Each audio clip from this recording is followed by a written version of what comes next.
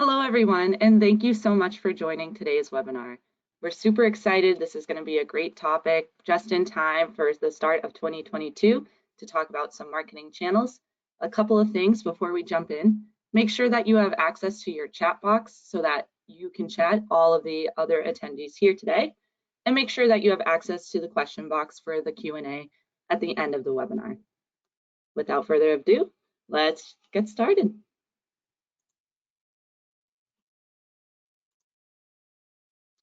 All right, so a couple of logistics before we jump in.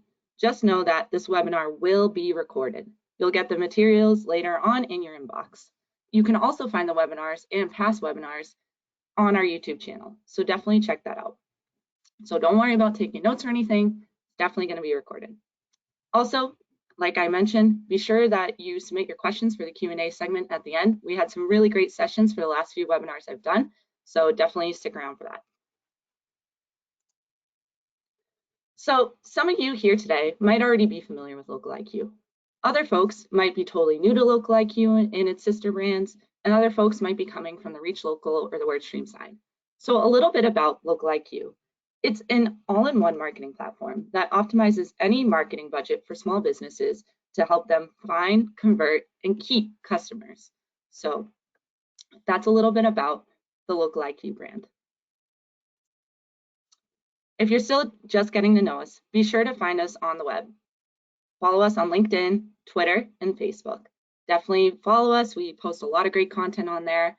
Post a lot from our blog, which I'll be mentioning a lot today. And we also post about our webinars and upcoming events, which is awesome.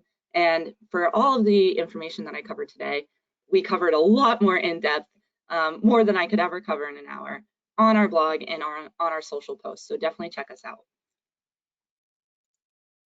So a little bit about me. It's great to meet you all. Again, thank you for joining. My name is Susie. I'll be your presenter today. Some of you might recognize me from the past few webinars I've done for Local IQ and WordStream, but I'm a content marketing specialist at Local IQ. So what I do day in and day out is write educational content on search engine marketing, SEO, PPC, social, email, everything under the sun that has to do with marketing. And how I got into this role was I actually came from the WordStream side, as I was originally a digital marketing consultant on WordStream. So I was there in the weeds of accounts, coaching clients, small businesses, agencies, all types of businesses, B2B, B2C, on their marketing best practices. So I've definitely been on both sides, and I take that knowledge and apply it to educational content that you'll see today. Fun fact about me is I'm based out of Boston. So I love the winter time. I love it up here in New England. I just came back from this weekend skiing, so super fun. Just a little fun fact. I think it's great to add a little personality to these webinars, right? All right, so I'm gonna warm you guys up and keep you on your toes, and I'm gonna throw on a pop quiz. So I want you all to type in the chat. Just do a quick check here. How are you feeling about your current marketing choices? Are you feeling solid, like you're running full speed ahead? Do you feel okay, but maybe have a few more questions? Or maybe you're totally lost, and that's totally fine. This webinar is going to meet everyone at any level that they are at, regardless if they are a small business, a multi-location business, an agency, someone who's already running or working with us. I'm going to meet you at every step of the way. But I just want to get people chatting, get people thinking about their current marketing channels. So let's see here. Got some good responses so far. Keep those responses coming in. This is awesome. Some are lost, some are feeling good. That's great. So we're going to address some of that today, but I think it's always good to just do a quick pulse check to see how you're feeling about your current channels. All right, so what I'll be covering today is I'll cover what the heck marketing channels even are. But then I'll also talk about how those tie into a cross-channel strategy and what that even is. And then we'll walk through a recommended process that I have for picking the right channels for your business. And then we'll walk through the 14 key marketing channels that we recommend for 2022. This is based on a blog post that's on our blog on Local IQ, and it's also in a guide. So definitely check that out to get the more in-depth information. But we'll go through all 14 channels. I'll help you find the steps to figure out what's the best fit for your business. And then we'll also look at what to do next, looking ahead, now that you have a better idea, where can you go from here? All right, so what are marketing channels? In very simple terms, honestly, they're just places where you promote your business. So whether you're getting your brand out there in a mailer or a print ad, or if you're promoting your brand on social media, all of those, any place where your business can be found and is promoted is considered a marketing channel. So that's pretty much what they are in a nutshell. And then comes into play this cross-channel marketing. So to first understand cross-channel marketing, we have to take a step back and look at multi-channel marketing. To be honest, you probably won't need to stress the difference between these two too much. I've even seen industry publications cross-reference them both and use them synonymously. So just take note of that. But I think since there is so many different ways to reference these types of marketing, I think it's good to address, right? So multi-channel marketing that you might see out there, essentially that means that you're using more than one channel, which is ideal, right? You want to be getting your business out there in different places. So it can include channels online, offline, but essentially it just means that you're promoting your business in different ways across different places. Now, cross-channel marketing, the technical definition, does take it a step further. Cross-channel marketing is a mix of multi-channel marketing, but it's a little bit more cohesive. So essentially what you're doing is you're taking your different channels and you're unifying the strategy across them. So you're kind of providing a little bit more of a consistent brand experience. So a good image that I have to kind of round out the real difference here is with cross-channel marketing, our little customer here is getting a seamless experience across all the different channels that she encounters your business. A good example of the opposite with multi-channel marketing is, let's say you're working on your blog, you're working on your SEO, and you're writing these really in-depth technical articles that include a lot of jargon. And then you switch over to your social posts and they're very friendly, they're very casual, they, sound like they're written by someone totally different than the person who wrote your blogs. That's more of a multi-channel approach where you're using two different tones, two different voices, and it can confuse a customer. So that's why we kind of recommend that cross-channel approach to really maintain that brand consistency. Again, not a huge difference here, and you might see, references to one and not the other. So really, I wouldn't stress it, but I felt like it needed to be addressed because I know folks definitely get confused. It's not a super big deal, whatever you call it, as long as you're marketing your business on multiple channels, and I'll get into that next. So on the topic of channels, a constant question I get from folks is, how many channels should I use? How many are the right amount? Maybe I'm just one person running all of my marketing for my small business. Maybe I'm an agency dealing with channels for all these different clients, or, I have many different locations, whatever end of the spectrum you're at. A lot of people wonder, like, how much is too much? How much is just right? Too little? So you're probably going to hate me for this, but I will admit there is no one size fits all approach. There is no right or wrong answer, but I'll help walk through how you can know what is the right amount for your business, because it is going to be unique. But what I will say is, with a cross-channel approach where you're reaching all those different customers across the funnel, across the sales funnel, or across their journey, you're able to catch them every step of the way and really maintain, again, that seamless experience with that brand consistency. Again, for the sake of time, I'm not going to be sitting on some of these slides for a ton of time, but just remember, this will get recorded and you'll get all of the materials afterwards in your inbox. But first and foremost, we want to make sure that we're using that cross-channel approach and as many channels as we can to catch as many folks as we can along the way. Another great thing about cross-channel marketing is it helps you hit something that we call in marketing the rule of 7 faster. So the rule of 7 says that people need to see something at least 7 times before they retain it, before they become a customer, right? So the more channels that you have, the faster that you're hitting that rule of 7 and getting those customers. So that's just another little fun fact that I think helps play into the cross-channel marketing strategy. A couple other stats here. So again, 97% of customers believe that a great customer experience is crucial for a business's success, and customers are already looking for that consistent brand experience. So this is something your customers are already looking for. They want that seamless, that cohesive experience. Nobody likes to be confused by which brand they're looking at, right? So just, again, implementing that cohesive strategy across channels is really going to help you out. Another great stat here, I kind of talked about this a little bit, but again, with that brand recognition that you grow with that cross-channel marketing is really going to help boost your sales, right? So 71% of consumers say that they are more likely to buy a product or service from a brand they recognize. So it's going to be a lot harder for them to recognize your business if you're only on one channel, right? So that's another reason why cross-channel marketing is really a good fit. And the last thing I'll just touch on for cross-channel marketing is, again, that brand consistency. Huge growth in revenue when you have that brand consistency cohesively throughout your marketing channels. So cross-channel marketing is a great way to implement brand consistency because you can keep everything, on the same page, in the same tone of voice, using those same fonts, same brand colors, logo, simple things like that that you can implement across the board and really see that growth. So how do you want a cross-channel marketing strategy? How do you pick your channels? Where do you look? How do you know what your options are? You still probably aren't totally sure how many you want, but you want at least a few. So what I did was I broke it down in 5 easy steps that I've done with clients over the years to help them figure out, what's the right choice for them.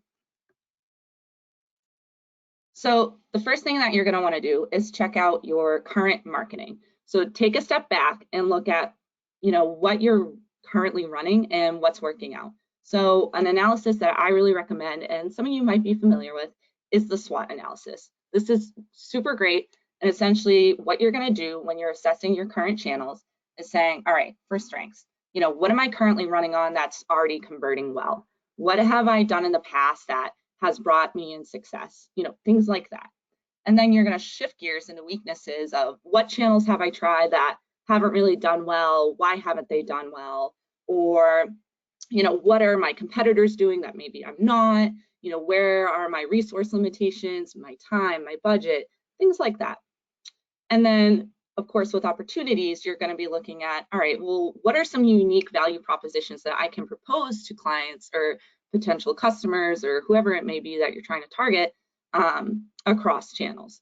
So looking at maybe positive coverage, media coverage of your company that you've had already, any sort of emerging products or services that you can start to promote, maybe new events, things like that. And then threats, of course, is, what are my competitors doing that I'm not? What are my customers' attitudes like towards my current marketing channels? For example, if I'm running all print ads and really my customers are switching gears towards mobile ads maybe, then they probably aren't really favoring my print ads anymore. So there is a chance that they couldn't be as effective as if I were to change my strategy. So kind of what you're doing well and what you need to fix. Now you can take a step back and start setting your goals for 2022, and this will help narrow down which channels are really going to be best. So another really great analysis that some of you might have already seen that I talk about all the time, it's very popular in marketing, is the SMART goals. So pretty basic here, but essentially I'll kind of give you a real life example. Let's say you want to grow your Instagram followers. That's not really a super specific goal, right? But if I say I want to grow my Instagram followers by X amount of followers doing these 3 tactics, and I'll check in on it every week for the next 6 weeks, that's a lot more specific and a lot more achievable and a better way to hold yourself accountable. So I already touched on that a little bit with the measurable in that example, but again, just making sure that what does success look like for you? How are you going to track that? And then achievable. So a great example of this would be, let's say you're running search ads, and ideally you want to get at least 1 customer a day from your search ads. Well, if your average cost per click is $10, let's say, and you have a $10 daily budget, then that 1 click that you pull in a day better convert, right? And that's just a pretty simple example. And if you do have that budget, totally fine, right? We can meet you wherever you're at, and that's the great flexibility about marketing, but you just need to adjust your goals, right? And setting those smaller goals, maybe you get 1 customer a week or a month, And then as you grow those customers and grow that historical data where you can optimize, start adding more budget, you can start reaching for those higher goals. Another thing I did want to mention here is the relevancy. So this really means like, think about what you're currently promoting across your channels and what you have maybe for the year ahead. So if I'm doing a series of webinars this year, I definitely want to promote those webinars. But if I switch gears into focusing on my blogs, it's going to be kind of hard to promote my webinars just across my blog content and my SEO, right? So just making sure that any of my tactics are relevant to what's currently going on in my business. And then, of course, I did mention time bound. So making sure that we're holding ourselves accountable to a time frame and scheduling that. So once you kind of have an idea of your big picture, you can start zeroing in your target audience. And I kind of think this is the funnest part. And really, it sounds silly, but think of that ideal person in your head.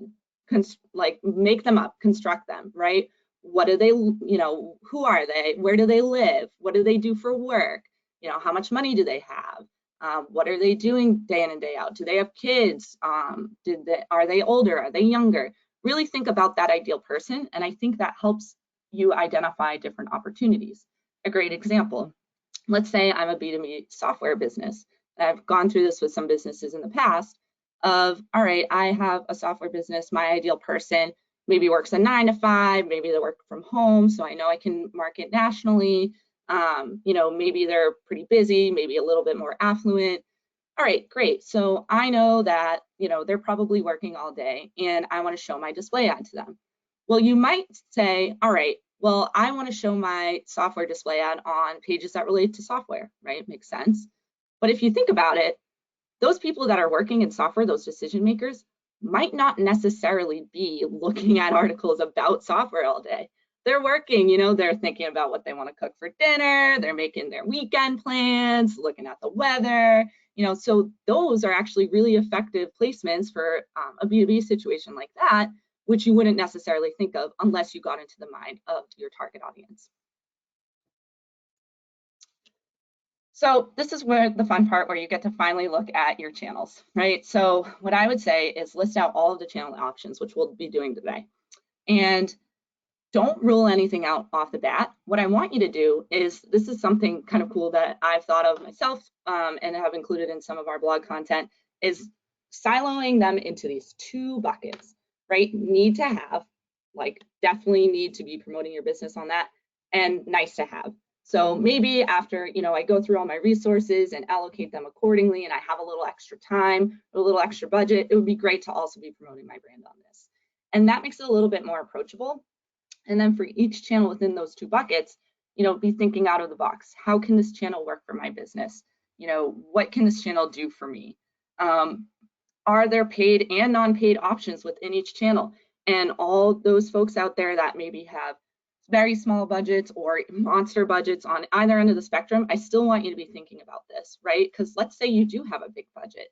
Maybe that one channel that is paid and has those paid options isn't the best allocation of that big budget, and it should go towards that channel that you're maybe struggling on, right? So definitely look at that, know your budget, but don't let it limit you, because there's definitely workarounds.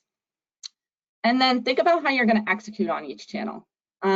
Either way you go, it's going to add some additional costs, right? So if I plan to execute and manage it all myself on top of running a business, that can definitely take a lot of time out of my day from running my business, or if I want to do in-house and hire someone, part-time, full-time salary, benefits, things like that, that can cost just as much.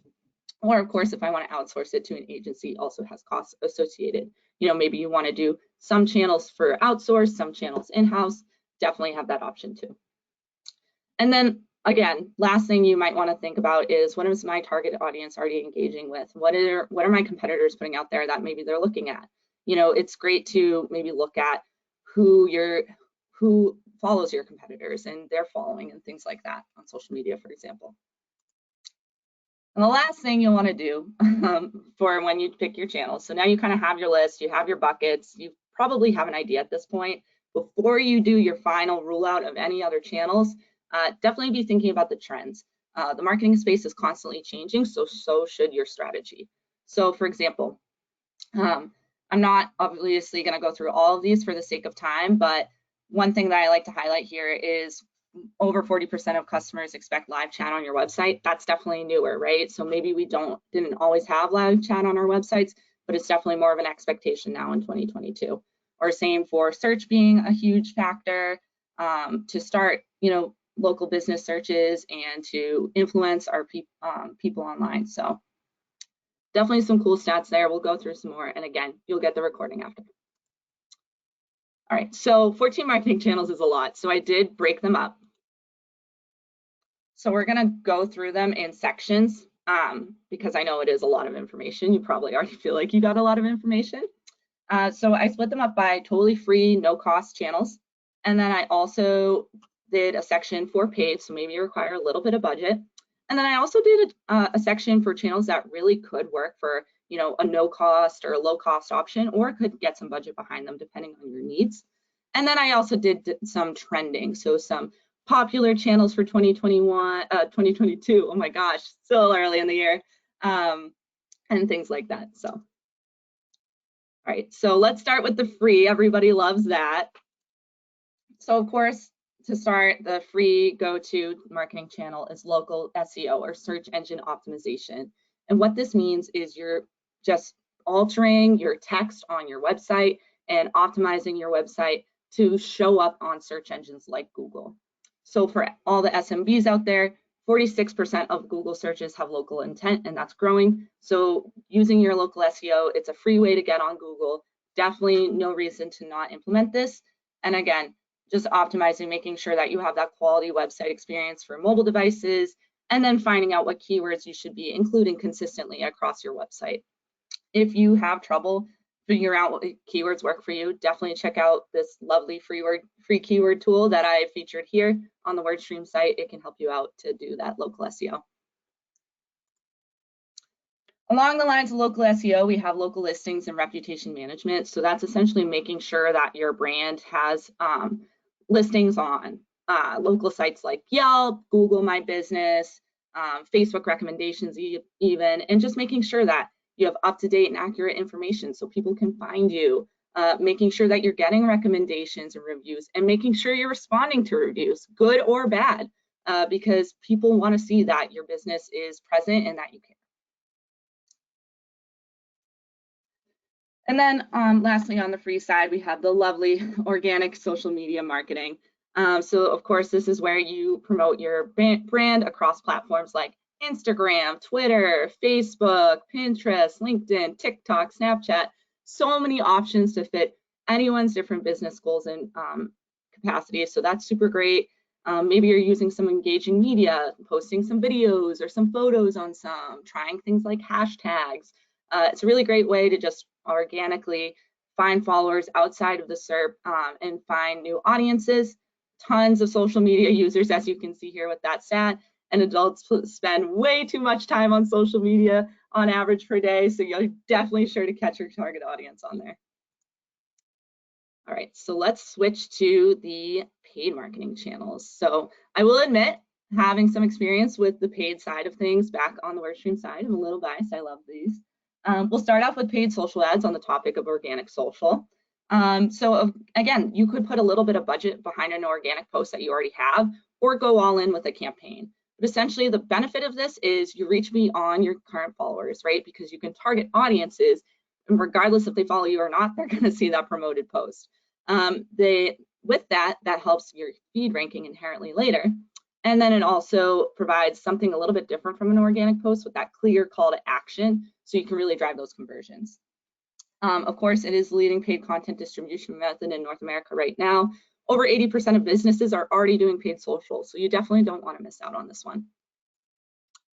And again, near and dear to my heart, we have search ads here. So some of you might know this as search engine marketing, pay-per-click, PPC, or some people just fondly refer to it as Google ads, Microsoft ads.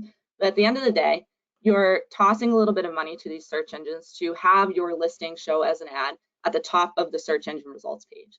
So let's say, I bid on the keyword roofer near me. So I say to Google, all right, Google, whenever somebody searches roofer near me, I want my ad to show. I'll give you $5 for that click. And if your bid is high enough and you win the auction, you show your ad. And then let's say I do click on your ad, you get to pay Google $5 to click. Again, that's just an example, not a reference to a realistic cost per clicks there, but just to give you an idea of how this works.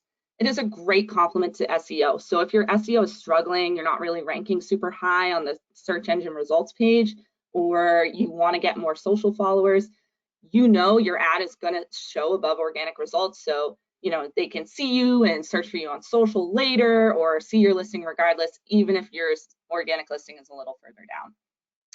Again, 97% of customers are using search engines to find those local businesses. So shout out to SMBs here today, or multi-location businesses across local areas. Great way to capture that local audience. So something that was a personal area of my expertise here was display ads. So display ads are catching your audience when they're not actively looking for you. So when they're outside the SERP. Those are those image ads that you might see on the side of the page or the top of the page, like we see in these examples here. So you're using those visual ads to show across things like websites, apps, games. You can show on blogs, leisure sites, really anything across the web, YouTube even. You can have those images and such on the side. Another really unique thing about display ads that's different from search is you have the ability to remarket or retarget to customers. So if they visit your website and you collect that data, you can then group them into an audience and show to them later. So it's super customizable. I mean, aside from remarketing, there's tons of different targeting options, and it does work hand in hand with search engine marketing. So again, you could be showing your ad across websites, and then they see that, maybe they don't click on it, but then they go and search for you later, and then they convert. That can still be trackable. So it's super exciting stuff there. And again, takes up a huge chunk of global advertising here at 21%. Along the same lines with display, we have OTT, or over-the-top ads. These are a little bit newer. So it stands for, of course, over-the-top streaming ads. And essentially what that means is they're video ads that go on stream networks that get connected through Wi-Fi. So things like Hulu, Netflix, Peacock, any of those video ads placed on networks like that are considered OTT ads. Functions very similarly to display, where it's super trackable and there's tons of different targeting options, so it's really, really great. And look at that growth rate there in 2021. Huge growth potential, already increased by 115% in 2021, so you definitely won't want to miss out on it in 2022. So these are the other marketing channels that really could go either way. So calling all folks on either end of the spectrum budget-wise, these could be a fit for you. So of course, to start, we have the email marketing, tried and true. Essentially, you're just using eye-catching content to drive clicks to your landing page right from your customers' inboxes or your potential customers' inboxes. It can help you connect with your audience in a little bit more of a personalized way, right? Maybe you're inserting those names into your subject lines. You know, it is a little bit more intimate hopping into those inboxes. There's tons of daily email users. A huge chunk of SMBs already are using this type of channel, so another one you won't want to miss out on. And again, there are plenty of online free tools for email marketing, or you could put a little bit of budget behind email automation and things like that. So mobile marketing, we have a really great in-depth blog on this that I wrote on the Local IQ blog. Check it out. But it's kind of an umbrella term for essentially 4 different ways that you can approach your marketing to be mobile friendly for the mobile channels. So first and foremost, at the basic, we have optimizing your website for mobile devices. So making sure you're working with those smaller screens. Your copy is concise, it's easy to navigate. The buttons to press for your call to action are clear and easy to press on from a smartphone. You know, small things like that can really change the customer experience. A lot of folks are familiar with the SMS marketing as well, where you're sending just regular text to maybe a list of numbers, and you kind of provide them with maybe some exclusive updates or things like that. So that's another option as well. And then there's also an option, which many folks might not know, to do mobile specific ads on, you know, search engines, display, things like that, where you can set your ads to only show to mobile devices. There's also things like in-app ads or call-only ads, where they only show to mobile devices because they trigger a call to your business.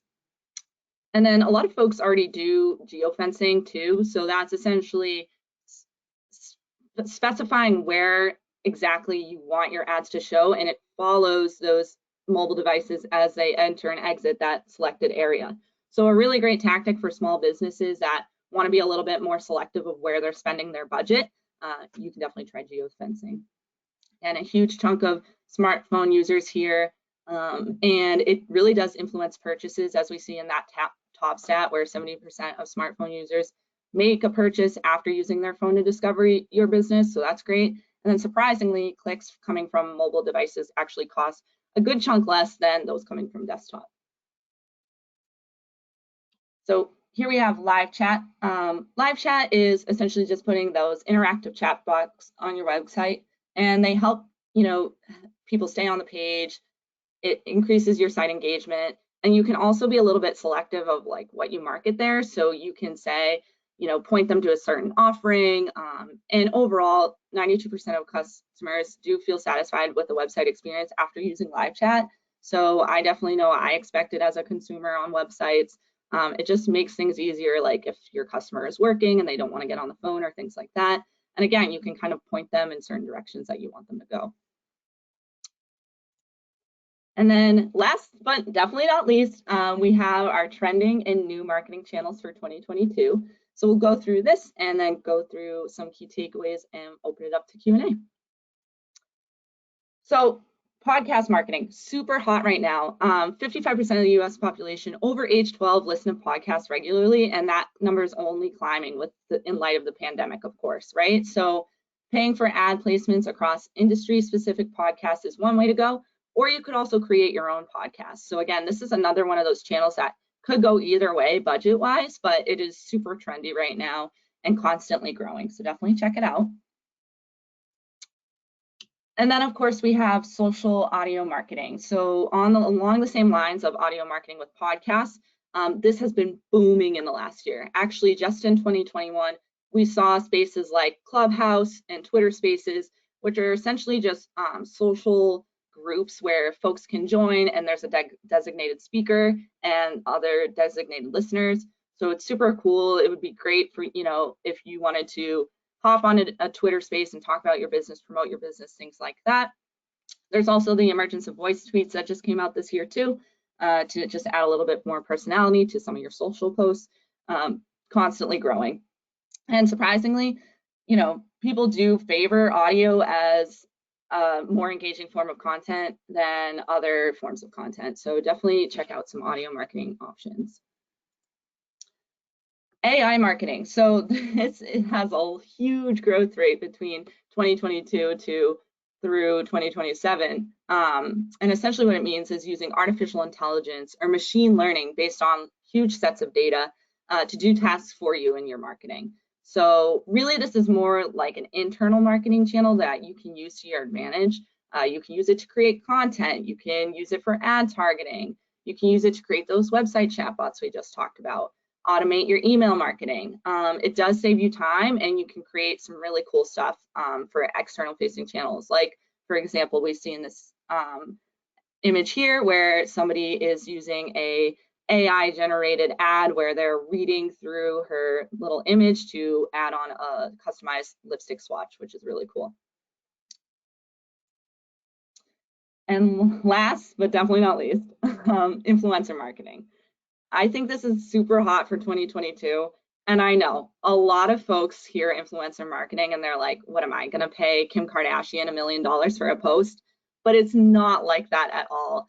Actually, you can approach influencer marketing in a much easier way by going after micro influencers. Now, these influencers, right, might not necessarily have the same following as Kim Kardashian, but they definitely have way more of a following of your target audience, right? So we want to find those niche influencers in my specific industry or in my specific vertical that I could potentially reach out to, you know, to do a little bit of a brand promotion or a quick story or a tag like we see in this example here. A huge chunk, nearly half of consumers are relying on influencer recommendations. So this is a really great thing to try in 2022. It's pretty new.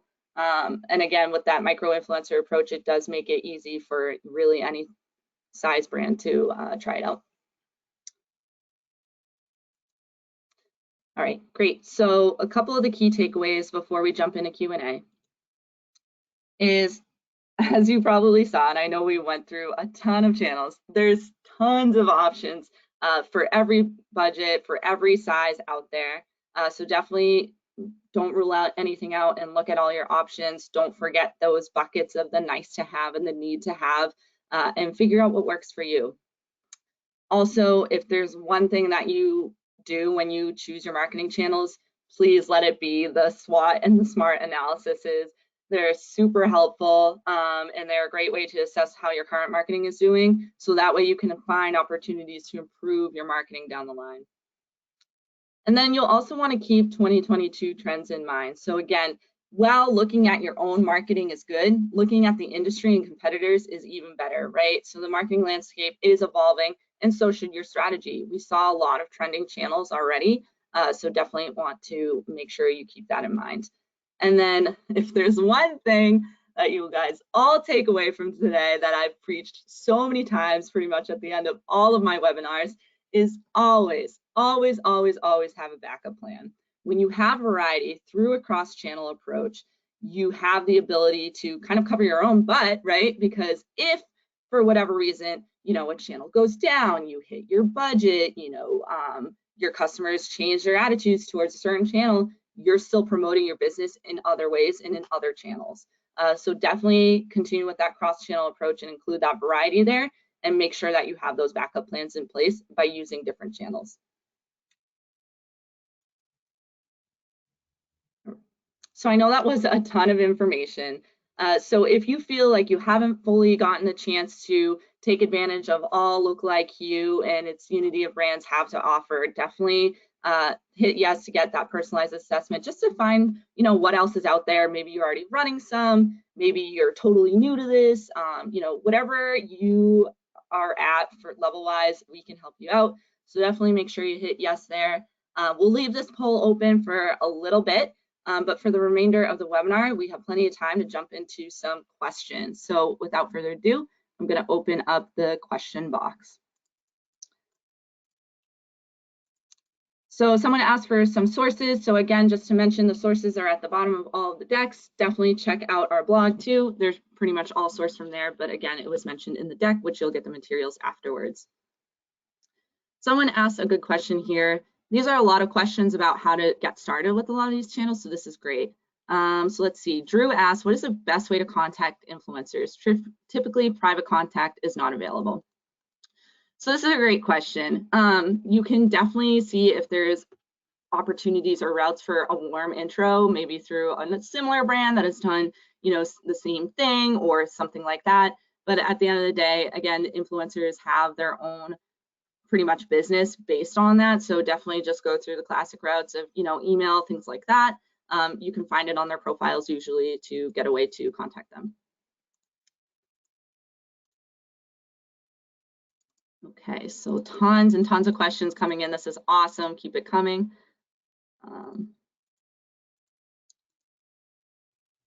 Let's see, lots of long questions here. This is awesome. Keep them coming in. Okay, Bethany asked a great question. What are top ways to improve SEO? Great question, Bethany. So I would say SEO, for any of you out there that want to improve it, there's really two ways that you can look at it. You can look at the technical side, right? So how is my website loading? Are there any sort of like funky things going on in the back end that's throwing off the search engines? Am I getting de-indexed? Am I not indexing my new articles? Things like that. So there is that very heavy technical side, but then there's also just the keyword research side, right? So going after those high value keywords that might not necessarily be the highest volume. And I've definitely had this in my experience when working with SEO. The highest volume keywords tend to be very competitive, right? So they're great for SEO because you get all this traffic from them, but unless you have a super high domain authority, it's going to be really hard to rank for those super high difficulty keywords.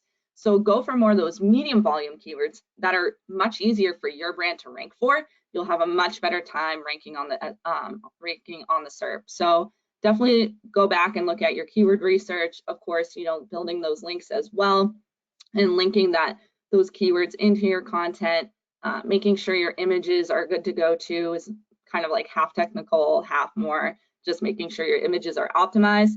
But those are a few starting points. So I hope that helped, Bethany.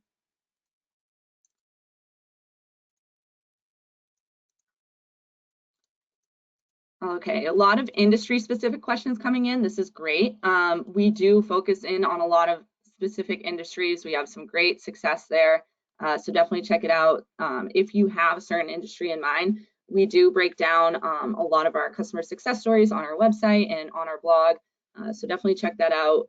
We break it down by industry so you can find out more about what we've done there. Okay, Franklin asked if Google search or display ads can positively affect organic ranking. Maybe they're working with, a new site that doesn't have a ton of traction. They're kind of siloed in a way. So as it can help because if you don't have a ranking at all, right, your Google ads will help you just show at the top of the SERP if you're bidding high enough. But it's not necessarily going to look at your ads like, oh, hey, they run Google ads, so maybe I'll rank them higher in the SEO. Like the Google's automation platform doesn't necessarily look at it like that, but it doesn't mean that it's totally, off limits to try and do both. Because I do think it helps as the more awareness you get from your Google ads, you'll get those higher searches and you can continue with those high volume keywords on Google ads and SEO. Okay, Kyle asked, how do I recommend folks find influencers? Like, where do you start? Great question. I would look first at your competitors' social media accounts. Go through their followers and who they're following and see, especially for who they're following, they're most likely following influencers within your industry. You can also look through hashtags. So if you have a few hot hashtags within your industry, search those, look at the posts that are tagged with them, and check out the profiles of the folks that post them. Some of those folks could definitely have a high enough following to be considered a micro influencer. Those are just 2 starting points. Hope that left, Kyle. Okay, let's see. Keep these questions coming in. Okay, Karen asked, are there any tools to help you learn how to effectively do Google ads? Great question, Karen. There's tons of tools out there. We have a few on the Local IQ and WordStream websites. We have the Local IQ Online Presence Grader. We have the WordStream's Google Ads Grader. So those are great tools to get you started with some quick pointers. We also just did a breakdown of Google Ads training courses on the WordStream blog. Search it, check it out. Definitely look at it. There's a ton of very thorough reviews of Google Ads courses that can help walk you through that. And at the end of the day, we're always here to help. We have tons of resources on Google Ads optimizations and guides. And I actually just posted a blog on the WordStream blog today for Google Ads survival guide for small businesses. So definitely check it out. All right. So let's see what else we got here. Let's see. Keep those questions coming in because we have a few more minutes, so I'll probably cover just a few more questions here.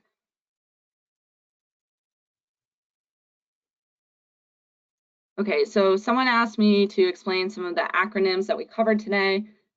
So again, the SWOT is analysis to understand where your weaknesses and your strengths are. So strengths, weaknesses, opportunities, threats.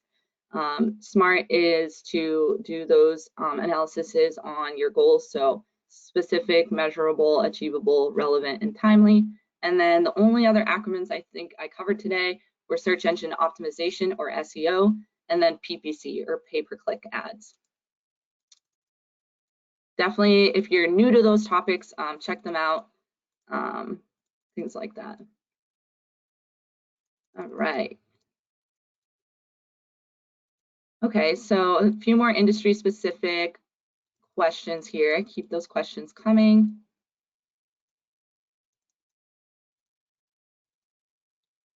Okay, so this is a great question from Michelle. So she asked, we're just starting some new channels. They're performing well initially, but how long do we have to know if they're really going to work well in the long term? And when can we start testing? And how long would that testing phase be? So I would say a good rule of thumb, and it's going to maybe slightly vary for each channel, but give your channels, if it's new, at least minimum a month to 90 days, at least, to really see and collect the data and see how it's going to work. Because with a lot of these channels, well, you're dealing with platform algorithms, right? So they need to go through that learning period to really understand how to best serve your ad or how to best serve your social post. So give that some time. And then after that, once you've collected that data and get that initial channel running and you understand whether or not out of the gate it worked, you can start definitely testing, and you might want to set yourselves some limits or some based on your time and capacity and how large your account is of when you want to check in on it. So a lot of folks, I recommend checking in on some of your channels, maybe every 2 weeks. If that's not attainable for you, you could try it once a month or once every quarter, right? So having those regular check-ins will help you pace as you test. Within certain channels, there is smaller windows, right? So like, for example, with search marketing, you can usually run a test, within a 2-week to a 30-day period, ideally 30 days. And I would say that's about the same for social and for most other channels. So definitely use that as maybe a guideline. For SEO, definitely takes longer, right? To see if you're ranking on the search engine results page, it takes a while for you to get that authority for you to rank, for the page to get indexed, for the Google crawlers to understand and to rank you higher and higher. So it might be much longer for that one particular channel, but hopefully that helped answer your question. Okay, great. Keep those questions coming. We maybe have time for 1 or 2 more questions here.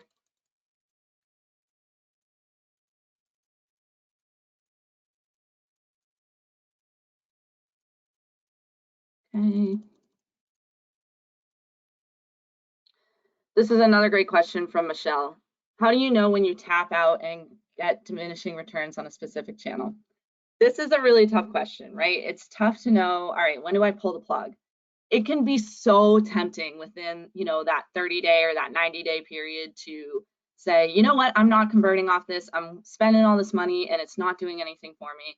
But you don't fully know the full picture, right? If you just are looking at straight conversions, which I wouldn't recommend, there's tons of other PPC metrics that I've definitely covered in other blogs and webinars, so check it out. But you, first of all, don't just want to focus on conversions.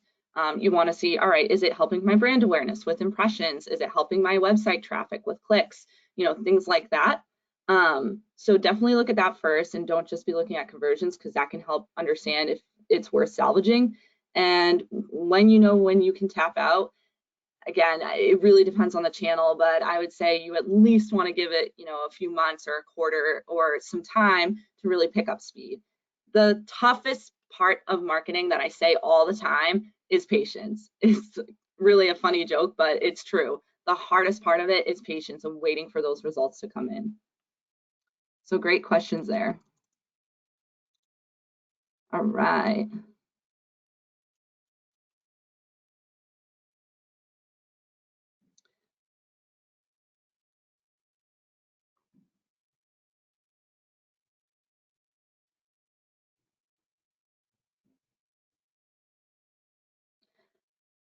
Okay, another great question here. What are your thoughts about using groups like Taboola and AdScale? Again, it's really up to what best fits for your business. There is no right or wrong answer. It's more about what works for you. Some folks are thinking about opening up more paid social and paid channels. That's great to see.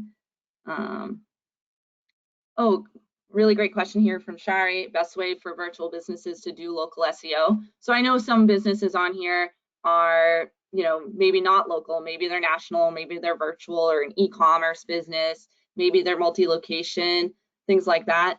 SEO best practices and needing SEO as a channel still applies across the board.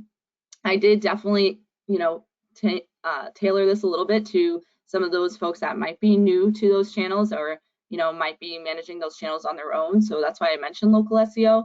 But in general, the best practices and implementing SEO are essentially still the same and definitely still necessary. Okay, great question, Shari. Okay, great. A lot of folks are optimistic about their marketing.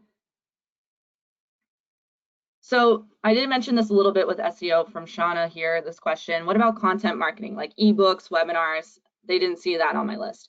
So that kind of falls in line with some of the other channels that I talked about. Those are more, those are going to help you grow and keep your customers engaged, which we can definitely help with. But they're a little bit different where you're still going to be promoting those webinars, that content like ebooks, those blogs, you're still going to be promoting them across the same channels, because marketing channels is more about business promotion more than content curation and distribution. Great question.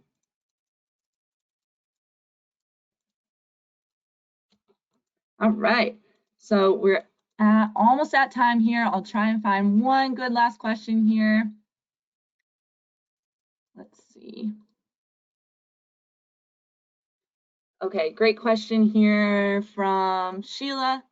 What do we search for to find your blog on WordStream? I promise you, if you Google WordStream right now or WordStream blog, the blog will pop up. It's very easy to find. Definitely look at Local IQ's blog too. Just Google it. There's also the websites wordstream.com and localiq.com. You'll still get these assets afterwards where you can find us on social media too. We promote our blog across all of those content, those channels. And also, again, when you get to our blog, you're able to search for specific categories, specific industries. So there's a lot of great content on there and it's super easy to navigate. Great question. So Sierra already asked another question here. I didn't mention the importance of print or video marketing. She asked if those are outdated and that they have been successful for her. Great question. There's tons of marketing channels and they're more like sub-marketing channels in a way. There's no way I could cover all of them within an hour, right? So I talked about some of the hot trending ones for 2022 here. Yes, print is still big and video marketing is just getting bigger and bigger. I did do an in-depth blog on video marketing as well. But again, video marketing is another one of those subsets, right? Where you're creating those videos, but how are you distributing them? How are you promoting them? You're still going to be posting them on social. You're still going to be optimizing your website to get those listings up to get traffic to those videos. So definitely a great question there. And that's pretty much why I didn't mention them, because you can still implement video across those channels. Great questions here today. Thank you all so much for joining. I'll give you back a few minutes of the time.